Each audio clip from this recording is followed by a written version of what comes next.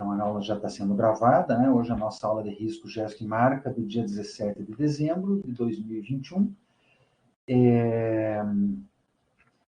Eu acho que é a segunda aula, né? Se não me engano, é isso mesmo, a aula mesmo, né? Do conteúdo, assim, a primeira foi só uma apresentação. Hoje a gente vai procurar falar aqui de coisas que são básicas mesmo, né? Que é com relação ao uso do material, ao uso do espaço, como que se organiza essa questão de proporção, né, em escala, são algumas noções básicas para a gente ter, para pensar e para desenvolver a própria noção de desenho. Esses são os conteúdos que eu proponho, né, que eu propus trabalhar aqui, com, vamos dizer assim, separando, uma espécie de índice do conteúdo da nossa aula. Então, rapidamente, a gente vai ver alguma questão sobre essa dimensão e formatos do papel, a orientação e composição, né, como se dá isso, essa ideia de proporção áurea, né, e a composição, o que é a tal proporção áurea, a linha de Fibonacci, essas coisas assim, né, que o pessoal, né, tem essa coisa, aquela espiral de Fibonacci, blá, blá, blá, e fica achando aquela espiral em tudo, né, os cânones, e essa noção de escala, de redução, escala de ampliação e a escala num desenho, né, exatamente o que é isso. Então, com relação a esse conteúdo, assim, basicamente, em termos de dimensão e formato de papel, a gente fala dessa coisa, 0, A1, qual formato que o professor usa, não sei o que, normalmente usa o A4, aí depois existem lá os outros formatos, letter, office, não sei o que, blá, blá, blá.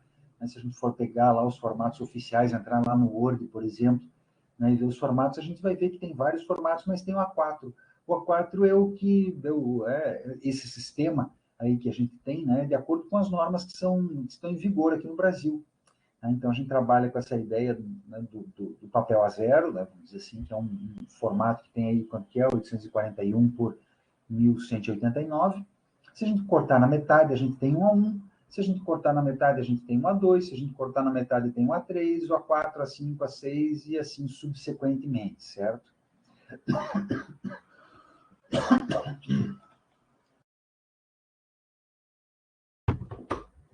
Então, só para a gente entender, né, o que é essa numeração, né, para quem não sabe exatamente. E aí essa questão, né, que eu tinha pedido, quem puder, e se for possível, evidentemente, né, usar o papel A2, mas se não for possível, na ocasião, né, em que vocês estão, paciência, usa o A4 mesmo, que é o que tem de acessível, né, nem sempre vai ser simples. E a questão os suportes grandes, né, esse papel grande, no nosso caso aqui, favorece esse gesto, e principalmente nesse sentido, ele favorece o uso do corpo nesse ato do desenho. E do corpo, quando eu digo, é o movimento corporal, assim, do corpo, do braço, para desenhar, para fazer uma linha longa e comprida. Para vocês não ficarem desenhando com a pontinha dos dedos. Né? Eu vou pegar aqui um lápis aqui, né, para não ficar desenhando, segurando a mão assim, né, na pontinha aqui assim do lápis, da caneta, seja lá como for. Para quando vocês forem segurar o lápis e a caneta, vocês segurem mais para trás, para não, né, desenhar coisinhas. Claro que eventualmente vai fazer uma coisinha pequenininha e tal, né, a gente precisa de fato aproximar mais e conseguir dessa precisão. Mas é fundamental segurar mais atrás do lápis para ter um traço mais gestual, para desenhar sem ficar com a mão apoiada na mesa, né, soltar a mão para desenhar, né, toda essa questão assim. E a gente coloca aqui uma das coisas que o pessoal chega aqui, né, e pergunta, qual é essa ideia da proporção do corpo, né, todo mundo entra, a gente vê que tem toda essa busca, toda essa preocupação, né, do pessoal, eu quero saber como desenhar um corpo, qual que é a proporção, quantas cabeças tem aqui, qual que é a medida do braço, qual que não sei o que é a medida do braço em relação a isso, da mão em relação àquele outro, né, etc. A isso a gente chama cânone. Né? Então, vamos pensar que a gente pode ter essas duas coisas, que é esse desenho de observação, como eu comecei a colocar para vocês, e esse desenho que vai partir de um cânone, de um conjunto de medidas que, ou cânones seria melhor falar, né? Que são conjuntos de medidas que foram em determinados momentos consideradas como medidas ideais. É sempre importante entender que hoje essa ideia ela já é ultrapassada, né? A gente já sabe que não existe essa noção de medidas ideais, de que existe, né, esse corpo perfeito e tal, e o resto né, descende. Isso é uma coisa que vem, né, de uma filosofia antiga, literalmente, né, aquela coisa platônica do modelo, do protótipo ideal, e o resto se assemelha a esse protótipo ideal, etc. Então, essa ideia de cânone, ela vem vigorando aí, né, por muito tempo aí na representação dos corpos, fundamentalmente. Mas aí é outra coisa, o que vale mais aqui para a gente, a espontaneidade ou o cânone? Para nós aqui, atualmente, é muito mais importante essa espontaneidade, esse trabalho que vocês têm, e aí, nesse sentido, é importante o gesto, então, por isso que eu sugeri o uso de folhas maiores, para que vocês façam, né, um movimento longo, para soltar o braço, para soltar a linha, para não fazer aquela linhazinha pequenininha, aquela linhazinha peludinha, assim, que você faz umas 50 linhas, para poder fazer a lateral de um determinado objeto. Então, para poder romper com isso, fazer uma linha única e contínua quando forem desenhar, né, para valorizar o gesto e valorizar o caminho. Com relação à orientação, basicamente a gente entra lá no Word, nesses programas, nesses softwares, eles dizem lá, né, qual a orientação. Muito ruído aqui onde eu moro. Dá licença, só um minutinho.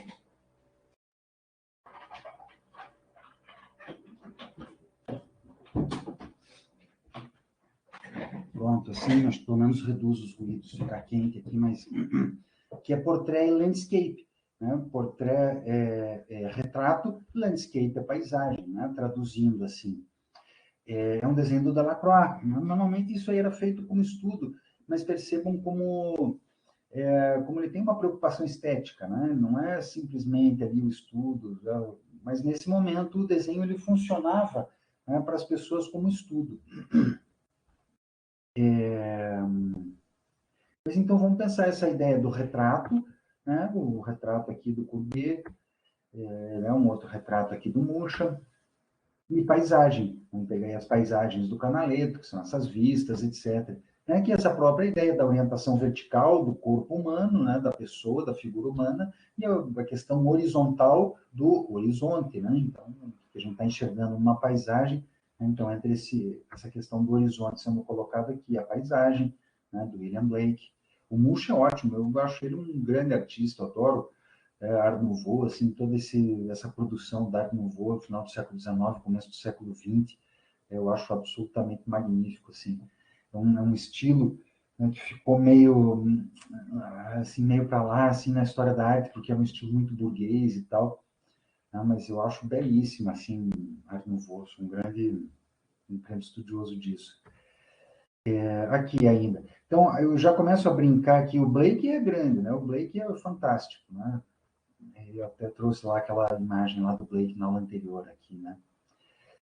Aqui, vamos brincar assim, o Fran Millet, e aí o que eu quero colocar é isso, não é uma regra. A paisagem sempre tem que ser horizontal, o retrato sempre tem que ser vertical. Percebam aqui, ele tem um retrato de uma determinada figura, e ao mesmo tempo é uma paisagem, né? Então, vamos dizer assim, essa horizontalidade, ela está um pouco estreita. Né? Por isso que eu brinquei com isso, né? É ao mesmo tempo um retrato e uma paisagem, né? A gente chama de uma cena de gênero, tem essa paisagem aqui do Cézanne. Mas o que quer dizer? Quer dizer que sempre tem que ser a paisagem assim, retrato assado? Não. Né? Vocês podem, com a finalidade, com o intuito de buscar algum efeito, podem promover uma inversão, não tem problema nenhum. Desde que isso seja consciente, seja planejado e que vocês busquem fazer alguma coisa quando forem, né, pensar essa orientação. Né? Dá para fazer a figura, um retrato com a imagem na horizontal? Dá, claro que dá. Né? Não é uma regra, é o contrário. Né? A gente está livre para fazer o que quiser. Né? É só entender que tem essa orientação e quando a gente busca, né, desorganizar essa orientação, né, ela tem que ser planejada e não o fruto de um acaso. Né? Por isso que eu insisto muito na ideia da composição. E a ideia da proporção áurea, o que é exatamente isso que a galera fala, né? Que é o terço harmônico, que é a medida ideal, é a proporção ideal do mundo encontrado em todos os elementos, blá, blá, blá, a natureza é assim, é assado. Ok, a gente, né, eu não gosto dessa ideia de que existe aí um número absoluto e universal de belo, porque, no meu ponto de vista, o belo ele é cultural, né? A gente acha bonito as coisas que a gente acha bonito e gosta das coisas que a gente está acostumado. Tá? Eu entendo que isso funciona mais nesse sentido do que querer dizer que existe um belo universal que foi pleiteado, né, pelos gregos e que na arte também, né, por muito tempo, que era a arte acadêmica, pleiteava essa noção. Mas, de qualquer maneira, a gente não precisa dessa matemática, mas a gente percebe que existe uma proporção que, pelo menos para nós, pessoas do Ocidente, ela, ela acaba sendo mais agradável. Né? E eu acho que é importante eu frisar aqui que tem essa questão cultural envolvida, né? Que, no meu ponto de vista, existe essa questão cultural envolvida para essa própria noção, né, de belo, né, do que a gente vai achar bonito ou o que a gente não acha bonito. Quer dizer que todo mundo vai achar assim e não vai achar assado? Não, nada disso, né? É precisamente o contrário. E essa cultura, ela envolve vários fatores. E à medida que a gente tem aí, basicamente, desse chamado do retângulo de ouro, né, do retângulo com essa proporção ideal, então vamos voltar aqui para a medida, que é essa letra φ, que é 1,618. Então, basicamente, a medida seria essa, 1 para 1,618, seria essa a tal proporção áurea que a gente tem, que ela é basicamente isso aqui assim, ela parte de um quadrado e vai ter essa disposição. Como que isso é construído? Deixa eu mostrar aqui para vocês. Opa, cadê? Ah, tá. Ah, não, aqui está bem clarinho. Vocês conseguem ver que tem um tracejado aqui assim, da metade desse ponto M até o ponto C, certo? Dá para ver sim, né? Então, vamos pensar. Depois dá para ver que tem um outro tracejado em curva aqui do C ao D, do C ao E, certo? Então, é basicamente isso. A gente vai pegar a metade, né, de um desses lados de um quadrado, vai pegar o compasso, vai usar esse raio aqui, abrir o compasso até né, um desses vértices aqui do quadrado, vai traçar, né, uma linha auxiliar aqui, curva, com o compasso, aonde ela cruzar aqui vai ser o ponto E. Então, a gente vai ter essa medida aqui, essa é a forma geométrica, né, que os gregos chegaram nessa proporção e que a gente identificou, né, esse tipo de proporção lá no trabalho dos gregos. Né? Então, basicamente, essa ideia, né, dessa curva, que o pessoal pega essa espiral, que faz, né, todo essa organização da proporção. Né? Então, é basicamente esse, né? Se a gente pegar esse sistema e for reproduzindo ele, né, esse retângulo aqui, aqui, aqui, aqui, aqui, aqui, aqui, a gente vai conseguir precisamente essa curva em espiral aí. Quer dizer que tem que fazer matemático? Não. Vamos ver as obras dessas pessoas aqui, desses artistas, e ver como eles basicamente descentralizando. Opa, peraí, que isso aqui está. Ah, não está impressão minha. Descentralizando, jogando um pouco mais para um canto, organizando essas figuras com relação a esse espaço, eles conseguem um efeito visual. Vamos pegar aqui o desenho do Rembrandt. Dificilmente ele calculou isso, mas ele posicionou essa figura, vamos dizer, na parte esquerda e inferior dessa imagem, nesse terço aqui, deslocando ela do centro, precisamente. Né? Esse outro desenho do Rembrandt, percebam como ele concentra as imagens nesse terço inferior, é onde está, né, o evento dessa gravura, uma gravura, é onde estão acontecendo as coisas, é onde estão os elementos. Então, a gente tem aqui, não é um terço preciso, não tem uma matemática aí, né, envolvida, mas sim uma disposição de acordo com uma espontaneidade. Né? Por isso que eu coloco essa questão da espontaneidade, essa outra gravura aqui do Rembrandt.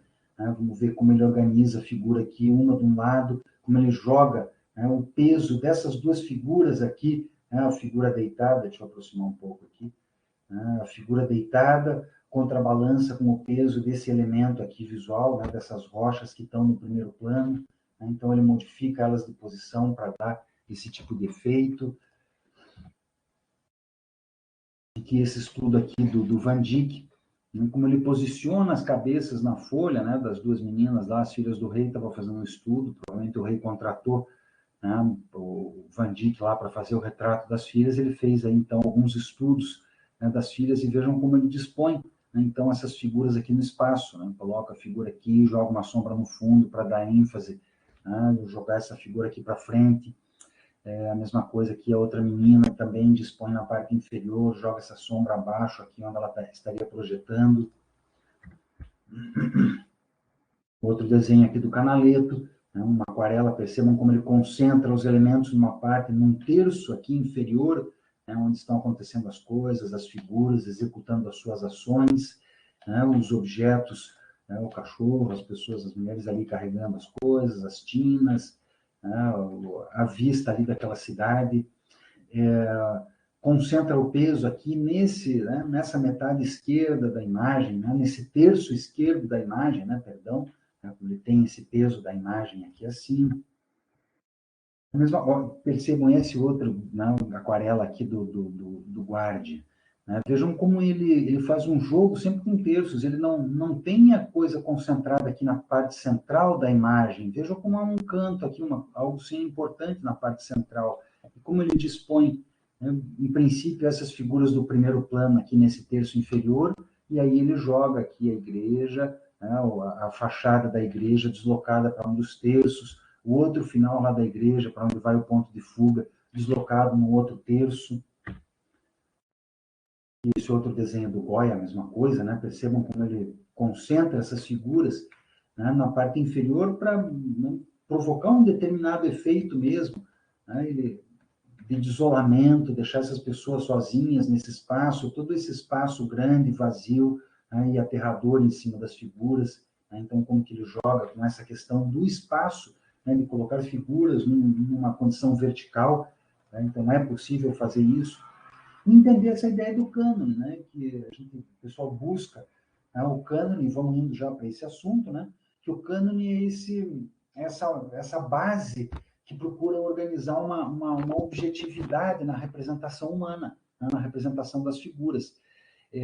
Seria assim alguma coisa ideal ou esquemática do corpo, né, como que ela funciona. E seria uma maneira de fixar assim essas coisas objetivas, né? Então, tá aqui na mão a gente tem tanto dessa medida aqui, tem tanto dessa medida aqui, tem tanto dessa medida aqui, né? Então, ela se apoia muito sobre isso. Por um lado, ele facilita, né, esse trabalho de representação, que cria algumas linhas básicas, estruturais, para a gente poder inserir as figuras. Né? Por outro lado, ele limita, que ele diz para a gente que um corpo é de uma maneira, e a gente sabe que a biologia sabe. Não, o cânone, a noção de cânone é a noção de um modelo ideal, um modelo assim, perfeito e ideal, seja ele qual for. Né? Não é só para figuras humanas, a gente usa para figuras humanas também esse termo. Mas sim, é usado para tudo. Aí as tábuas canônicas, não sei o quê, das religiões, tem essas coisas assim. Né? Então, são esses elementos básicos, né? Essa noção, né, de um elemento básico, prototipal, a partir do qual, né, as figuras deveriam se assemelhar. E é um pouco essa, a gente empresta essa noção para falar da figura humana, né, que é essa sistematização. No sentido ajuda, né, mas nesse processo de representação da figura humana, mas também não é a solução, né? Porque a biologia sabe que não existe esse modelo ideal, né? Essa figura ideal. Existe um universo de mutações já, né? De diferenças. É esse o ponto central hoje. E a gente tem, então, essa coisa, né, no processo de produção das imagens, dois gregos que desenvolveram, né, esses sistemas, que é o que a gente vai falar, então, né, o cânone de 7 cabeças e o cânone de 8 cabeças. Né? Então, o Policleto foi lá, fez um tratado e fez lá uma escultura, né, que tinha lá esses 7 cabeças, e o Lísipo, esse outro, depois desenvolveu um outro cânone, né, que a altura da figura media um total de 8 cabeças. Né, as figuras ficavam mais esbeltas. Está aqui os dois cânones, o Doríforo, que é uma cópia romana. Essas obras gregas, elas são normalmente cópias romanas, né? O Doríforo do Policleto e esse outro aqui do Lísipo. Né? Então, esse aqui segue um cânone de 7 cabeças e esse daqui segue um cânone de 8 cabeças. Né? São aproximemos. Ainda, né, teve um romano, né, na antiguidade, o Vitrúvio, também, que criou um cânone, e depois a gente vai ter lá aquela figura muito emblemática do Leonardo da Vinci, lá, aquele homem com os braços abertos e tal, com as pernas assim, que é chamado homem vitruviano, que ele se baseia precisamente nessas proporções que foram organizadas aí pelo Vitrúvio. Né? Então, é por meio desse escrito, desse tratado do Vitrúvio, que foi passado para o Ocidente essa noção do cânone. Qual era o cânone, né, que seria o ideal? Ele colocava aqui com essa altura de 8 cabeças, e aí uma série, né, de partes. A face distancia do queixo a raiz do cabelo, corresponde à distância, faltou aqui um acento, peço desculpas. Distância do queixo à raiz do cabelo corresponde ao tamanho da mão, e a 1/10 da altura do corpo. O pé corresponde à sexta parte, o antebraço e a mão, blá, blá, blá, blá, blá, blá, e vai por aí afora, né? Esse aqui, né, vários, né, essas descrições, elas partem disso, né, de estabelecer proporções entre o corpo. Tem esse trabalho aqui, que foi, né, é um homem vitruviano, né, uma ilustração, né, desse estudo, né, desse trabalho aí, desse teórico, a gente pode dizer assim, né, do Cesariano, provavelmente ele era um arquiteto, né, então essa é exatamente de arquitetura. Então, trabalhava esses textos da antiguidade, e o Leonardo da Vinci também, né, então desenvolveu um sistema que trabalhava com a face, né, a distância da face como ponto de partida. Né? Então, ele dizia lá que na infância o comprimento da face, né, corresponde à largura dos ombros, e ao comprimento do ombro ao cotovelo, quando o braço está dobrado. Também está na distância, blá, blá, blá, blá, blá, blá, blá, blá. Então, eu não vou entrar aqui nesse detalhe. Um homem de boa estatura deverá ter em altura um total de 10 faces, a largura do ombro, 2 faces. Toda essa questão assim. E ele desenvolveu essa figura bastante famosa, né, do Da Vinci, que é o homem vitruviano, que supostamente teria esse conjunto de proporções que o Da Vinci propôs, né, que ele fez, e que se baseou naquela obra lá do Vitrúvio, né, como a gente pode ver, tem até o próprio nome, né, desse sistema dele, que é o homem vitruviano. E aqui a gente vai ver esses vários estudos de proporção que o Da Vinci fez, são desenhos dele, né? Então a gente vai enxergar aqui esse processo de identificar a proporção aqui, uma proporção em relação à outra, etc. Aqui, esse é um trabalho aí, né? Vamos imaginar que ele pegou crânios, pegou corpos, né? Dissecou esses cadáveres, né? Cortou esses ossos, mediu esses ossos, viu como que são essas medidas, né? Foi por aí essa questão dele, fez esses estudos dos ossos, das proporções, né, de um esqueleto, né, do esqueleto humano, das dimensões do cérebro, né, vamos pensar aqui tem o cérebro, tem o cérebro aqui dentro do crânio, serra o corpo na metade, como que ele se organiza, todos esses estudos aqui que a gente vai ver foram desenvolvidos. Aqui, mais precisamente, vejam como ele faz todo um processo e coloca medidas aqui assim, coloca cotas e anotações com relação a essas medidas que ele encontrou, né, quando mexeu lá nos corpos, quando dissecou esses cadáveres e observou essas figuras.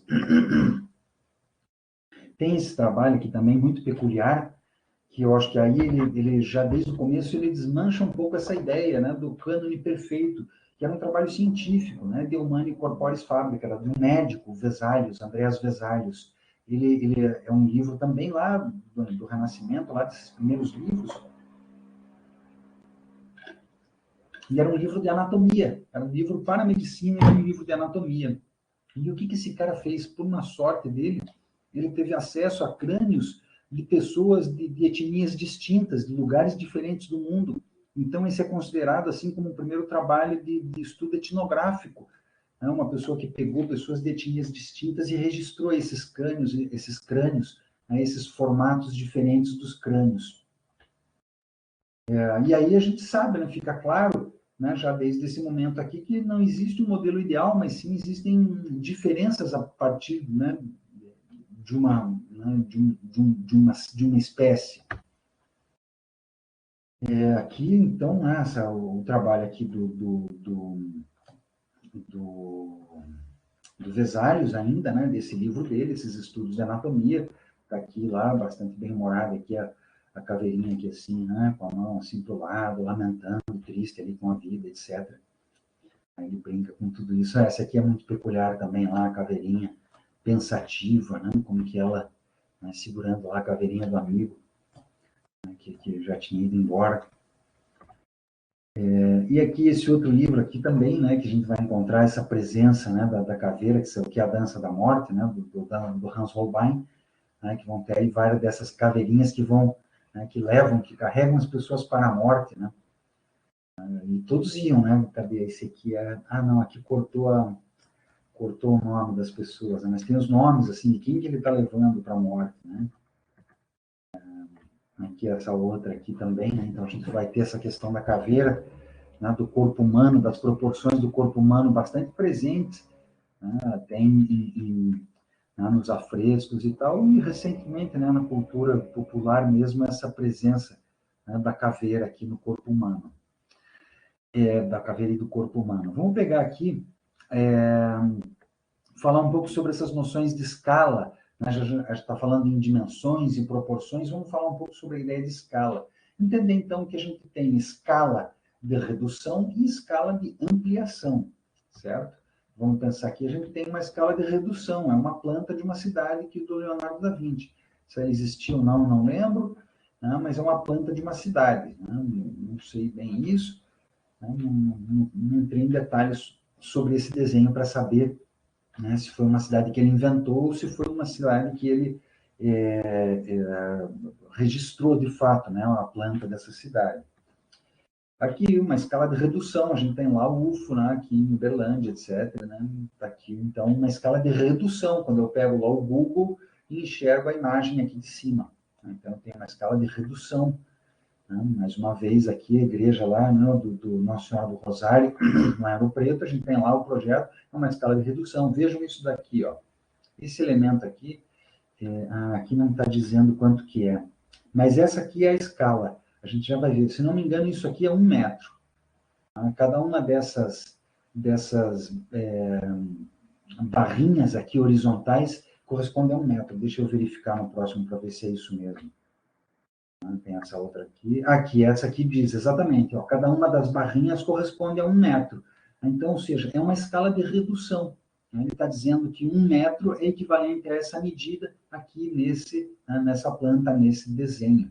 Então, isso é uma escala de redução. E a gente pode ter uma escala de ampliação. Agora não vai fazer muita diferença, mas quando eu projeto essa imagem, né, na sala, ela fica bem grande. Então, vamos dizer, a gente também pode ter uma escala de ampliação, a gente pegar uma figura e aumentar, colocar uma lente, né, aproximar e tal, né, pegar lá uma imagem microscópica e ampliar. Né? Então, a gente teria aí uma escala, né, que seria saber exatamente o quanto está aumentando. Essa lente aumenta 30 vezes, essa lente aumenta 100 vezes, essa lente aumenta não sei quantas vezes.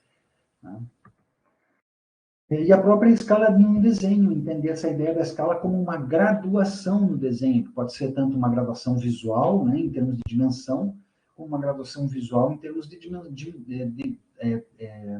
de mudança no tom. Né? Então, vamos pegar aqui, a gente tem uma redução, uma escala de redução.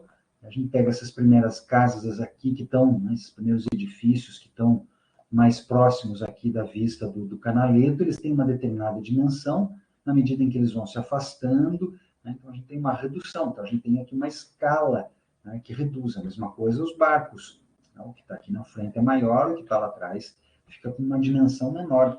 Né? Então a gente tem uma escala aí assim, nesse processo. Aqui fica bastante claro isso, essa escala de redução. Vamos pegar esse desenho que tem esse ponto de fuga aqui do Piranesi. Então a gente vai enxergar tanto a parede, né, como o chão, com essa convergência, com essa escala né, com essa escala mesmo, né, de medida, que a gente pode tanto entender que ela reduz quando se afasta, como aumenta na medida em que se aproxima da gente, né, tanto os muros aqui, da direita e à esquerda, como o chão. A gente tem uma determinada altura indicada aqui e uma altura bem menor lá. Então, De quem é esse desenho, Fábio? É do Piranesi. Piranesi. Um desenho do Piranesi. Obrigado. Eram vedutistas, e esse outro aqui é uma gravura do Piranesi também, eles faziam essas vistas, vedutas são vistas, né?